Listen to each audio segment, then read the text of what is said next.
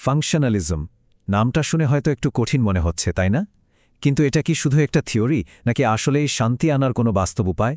চলুন আজ এই ধারণার একদম ভেতরে গিয়ে দেখি এর আসল রহস্যটা কি। একটু ভাবুন তো সেই সময়টার কথা। দুটো ভয়াবহ বিশ্বযুদ্ধ শেষ হয়েছে, পুরো ইউরোপ বলতে গেলে ধ্বংসস্তূপের ওপর দাঁড়িয়ে আছে। তখন সবার মনে একটাই ভয়, একটাই প্রশ্ন, আবারও কি এমন কিছু হবে? কিভাবে এই লাগাতার যুদ্ধ থামানো যায়? সবাই তখন মরিয়া হয়ে একটা নতুন পথের খোঁজ করছিল। আর সবচেয়ে বড় সমস্যাটা কি ছিল জানেন?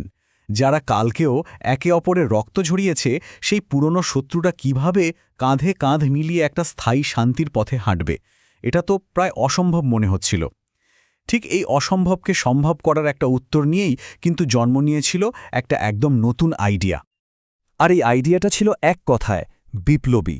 এর মূল কথাটা খুব সহজ। বড় বড় রাজনৈতিক ঝগড়াঝাঁটি বাদ দিন, বরং আসুন খুব সাধারণ, খুব দরকারি কিছু কাজ একসাথে করি। আর এভাবেই ছোট ছোট কাজের মধ্যে দিয়ে আসবে আসল শান্তি। তো এই ফাংশনালিজম জিনিসটা আসলে কি? এর একদম গোড়ার কথাটা হলো আপাতত কে ঠিক কে ভুল এই রাজনৈতিক বিতর্কগুলো একপাশে সরিয়ে রাখুন।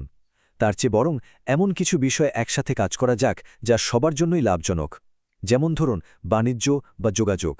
আর এই যে তাজক্রিয়া বা ফাংশনাল সহযোগিতার ধারণা, এটাই হলো ফাংশনালিজম। এই আইডিয়ার পিছনে কিন্তু কয়েকটা দারুণ ব্যাপার আছে।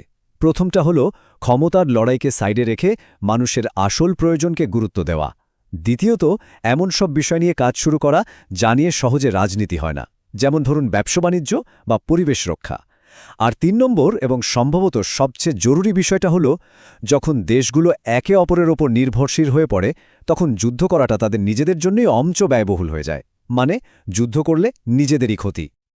আচ্ছা, এসব তো গেল থিওরির কথা, কিন্তু এটা কি শুধু বইয়ের পাতাতেই আটকে ছিল? একদমই না। এর সবচেয়ে বড় আর সফল পরীক্ষাটা হয়েছিল সেই যুদ্ধবিধ্বস্ত ইউরোপের মাটিতেই। ভাবা যায়, দ্বিতীয় বিশ্বযুদ্ধের ঠিক পরে ফ্রান্স আর জার্মানির মতো কট্টর শত্রু দেশগুলো কোনো রাজনৈতিক চুক্তি নিয়ে বসেনি। তারা বসেছিল কয়লা আর ইস্পাতের মতো দুটো খুব সাধারণ কিন্তু ভীষণ গুরুত্বপূর্ণ সম্পদ নিয়ে একসাথে কাজ করার জন্য। এটা ছিল একটা অসাধারণ পদক্ষেপ, যা সহযোগিতার একটা পুরো নতুন দিগন্ত খুলে দিয়েছিল। দেখুন, শুরুটা হয়েছিল কিন্তু খুব ছোট করে, শুধু কয়লা আর ইস্পাত দিয়ে।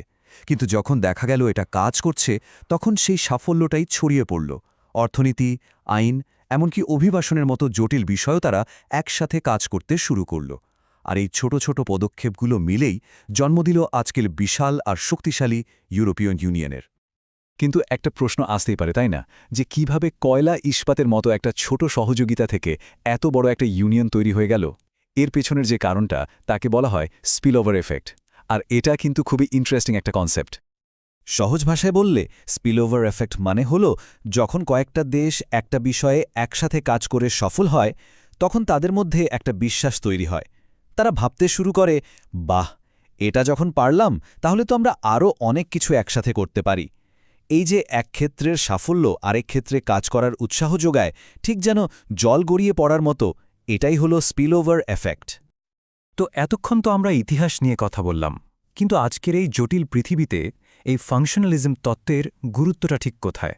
সত্যি বলতে এর প্রাসঙ্গিকতা কিন্তু একদমই কমেনি। এর গুরুত্বটা কয়েকটা দিক থেকে বোঝা যায়। প্রথমত, দেশগুলো যখন একে অপরের উপর নির্ভরশীল, তখন যুদ্ধ করাটা অনেক কঠিন হয়ে যায়, কারণ এতে সবারই ক্ষতি। দ্বিতীয়ত, এটা আঞ্চলিক দেশগুলোকে একজোট হয়ে তাদের নিজেদের সমস্যা, যেমন ব্যবসা বাণিজ্য বা পরিবেশ, এগুলো সমাধান করতে সাহায্য করে। আর সবশেষে, আজকের দিনে জলবায়ু পরিবর্তন বা মহামারীর মতো যে বড় বড় গ্লোবাল সমস্যাগুলো আছে, সেগুলো তো কোনো একটা দেশের পক্ষে একা সামলানো সম্ভবই না।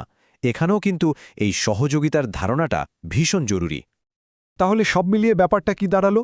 ২ বিশ্বযুদ্ধের ধ্বংসস্তূপ থেকে জন্ম নেওয়া এই তত্ত্বের মূল লক্ষ্যটা ছিল খুব সাধারণ আর বাস্তবসম্মত, কিছু নির্দিষ্ট কাজের মাধ্যমে দেশগুলোকে এক টেবিলে নিয়ে আসা।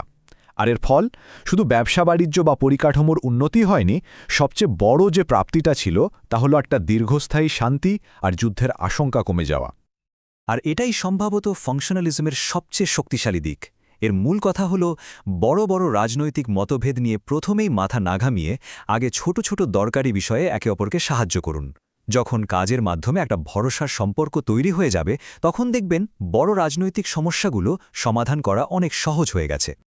আজকের এই পৃথিবীতে যেখানে জলবায়ু পরিবর্তন, অর্থনৈতিক সংকট, মহামারীর মতো হাজারো সমস্যা আমাদের ঘিরে ধরেছে, সেখানে প্রায় ১০০ বছর পুরনো এই আইডিয়াটা কি নতুন করে প্রাসঙ্গিক হয়ে উঠছে না? এই তাত্ত্বিক সহযোগিতায় কি তাহলে বিশ্বশান্তির সেরা পথ হতে পারে? প্রশ্নটা কিন্তু সত্যিই ভাবার মতো।